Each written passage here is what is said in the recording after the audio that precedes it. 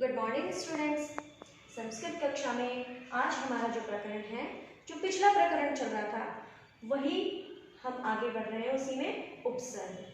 हमने पिछली कक्षा में उपसर्ग का परिचय, उपसर्ग की परिभाषा, इनके बारे में पढ़ा था और अब हम पढ़ेंगे उपसर्गों की संख्या व उदाहरण। संस्कृत में 22 उपसर्ग हैं। संस्कृत में उपसर्गों की संख्या 22 है। वो कौन कौन से हैं? तो पढ़ते हैं। प्र, परा, अप, सम, अनु, अव, निस, निर, दुस, दुर, वी, आ में आ, नी, अधि, अति, अपि, सु, उत, अभि, प्रति, परि, उप। आप गिनकर देख सकते हैं, कुल 22 हैं। तो ये उपसर्ग आप याद करें और उसके बाद हम इन्हें उदाहरण के माध्यम से समझते हैं कि किस प्रकार से अब हम इनका प्रयोग कर सकते हैं।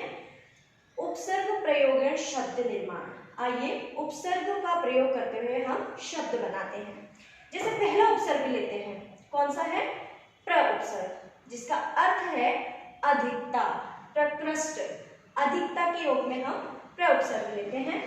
तो प्र उपसर्ग और भू धातु, जब हम भू धातु का प्रयोग प्र उपसर्ग के साथ करते हैं तो शब्द बना प्रभवती। यानी जब हमसे पूछा जाता है कि प्रभवती में उपसर्ग बताइए, तो कौन सा है? प्र, और धातु कौन सी हुई? भू।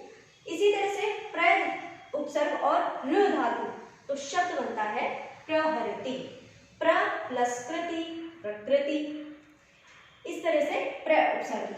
इसके अलावा भी और उदाहरण है जिनके माध्यम से आप इसको समझ सकते हैं। दूसरा है हमारा परा उपसर्ग। परा का अर्थ है विपरीत, यानी विपरीत के अर्थ में हम परा उपसर्ग का उपयोग करते हैं। तो परा उपसर्ग और भू धातु, तो शब्द बनता है पराभवती। तो आप कह सकते हैं कि पराभवती में कौन सा उपसर्ग है? परा उपसर्ग और भू धातु। इसी तरह से परा प्लस जय, पराजय शब्द बनता है। इसके अलावा परागी, पराक्रम, बहुत से उदाहरण हैं जिससे आप परा उपसर्ग को समझ सकते हैं। उसके बाद हमारा जो तीसरा उपसर्ग है अप। अप का अर्थ है बुरा या अभाव। तो अप उपसर्ग और हृ धातु, तो शब्द बनता है अपहरति। तो यानी अपहरति में कौन सा उपसर्ग लगा? अप उपसर्ग और हृ धातु।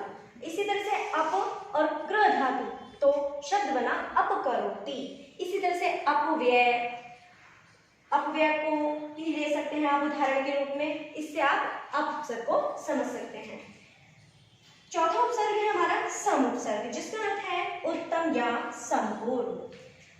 शब्द बनेगा सम उपसर्ग के साथ यदि भू धातु लगाएं तो शब्द बनता है संभवती। सम उपसर्ग गम धातु, शब्द बना संगच्छति। और सम प्लस हार, ये मैंने आपको पिछली कक्षा में भी समझाया था। सम प्लस हार संहार, इस तरह से हम शब्द बना सकते हैं। अगला उपसर्ग है अनु। अनु का अर्थ है पीछे या समान। तो अनु उपसर्ग और भू धातु मिलकर क्या बना? अनुभवती। अनु प्लस कूल, क्या बना? अनुकूल। अनु प्लस गम धातु, अनुगच्छति। इस प्रकार अनु उपसर्ग। उसके बाद है अव। अव का अर्थ है हीन या नीचे। तो अव उपसर्ग और गम धातु को मिलाकर के शब्द बनता है अवगच्छति। और अवमानना या अवहेलना, आप इस तरह से भी शब्द बना सकते हैं और अव उपसर्ग को समझ सकते हैं। फिर है निस। निस का अर्थ है रहित या विपरीत। तो निष्कारण, निस्सरति या निस्तेज, ये उदाहरण से आप निस उपसर्ग को समझ सकते हैं। उसके बाद है निर। निर का अर्थ है निषेध, रुकाव, बिल्कुल मना। निर उपसर्ग और गम धातु, तो शब्द बनता है निर्गच्छति। उसी तरह से निर्धनम, निर्जनम और निर्मक्षिकम, इस तरह से और भी उदाहरण है निर उपसर्ग से। फिर है दुस। दुस का अर्थ है बुरा या कठिन। तो दुस दुष्प्रयोजन तो दुष्प्रयोजनम, और उसके बाद दुष्कर, तो इस तरह से दुष् उपसर्ग। उसके बाद है दुर उपसर्ग, और इसका अर्थ भी क्या है, बुरा या कठिन, तो उस शब्द बनते हैं दुर्बोध, दुर प्लस जन शब्द बनेगा दुर्जनम, दुर्लभ, इस प्रकार से दुर उपसर्ग। उसके बाद है हमारा वि उपसर्ग, इसका अर्थ है विशेष या बिना, तो वि उपसर्ग और हृ धातु मिलकर शब्द बनता है विहरति। उसी तरह से वि उपसर्ग और हस धातु मिलाया तो हमने शब्द पाया विहसति। उसी तरह से विनयति, विशेष, विकार, इस तरह से इन उदाहरण के माध्यम से आज हम 11 उपसर्गों के बारे में पढ़ रहे हैं। इसके बाद जो आगे के उपसर्ग हैं वो हम अपनी अगली कक्षा में पढ़ेंगे, समझेंगे, जानेंगे कि किस प्रकार से उनका प्रयोग कर सकते हैं। आज की कक्षा में इतना ही, और आगे हम अपनी अगली कक्षा में पढ़ेंगे। धन्यवाद।